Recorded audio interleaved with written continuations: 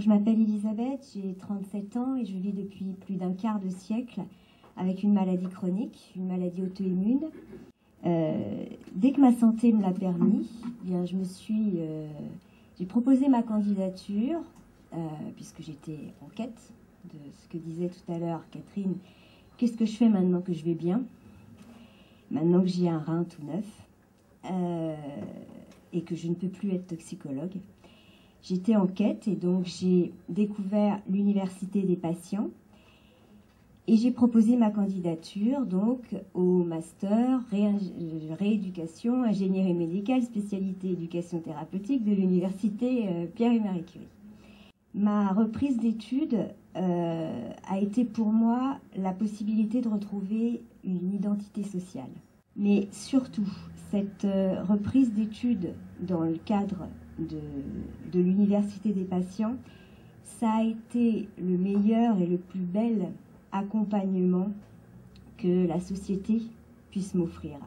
Le cadre de l'université des patients, il était indispensable et incontournable parce que je vis au quotidien la spécificité de la pratique du métier de patient et que j'avais conscience d'avoir une expertise, même si je n'utiliserai pas le terme de patient expert. Mais j'avais une expertise, et j'en avais conscience, de la maladie chronique. Et ce cadre, il a permis de la mettre en évidence, de la découvrir, de la déconstruire et de la remettre en forme.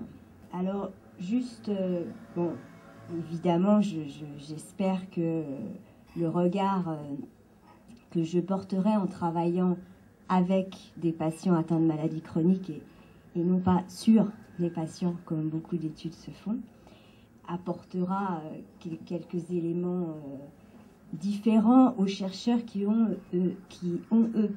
un regard extérieur, que les deux ont toujours pareil. C'est pas personne ne veut prendre la place des autres, c'est pourvu qu'on avance. Pourvu qu'on avance. Le médecin référent et les spécialistes qui prennent soin des patients dans le cadre d'une maladie chronique, donc sur la longueur, ce sont des coordinateurs de projets pour la vie. Mais ils ne peuvent en aucun cas en être les chefs de projet.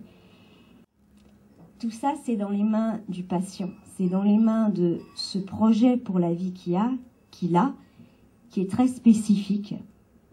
Parce que c'est un projet dont le directeur de projet est aussi le client. Un projet qui n'a pas de planning. Et pourtant, ce projet ne peut absolument pas échouer parce que son objectif, c'est de repousser la deadline.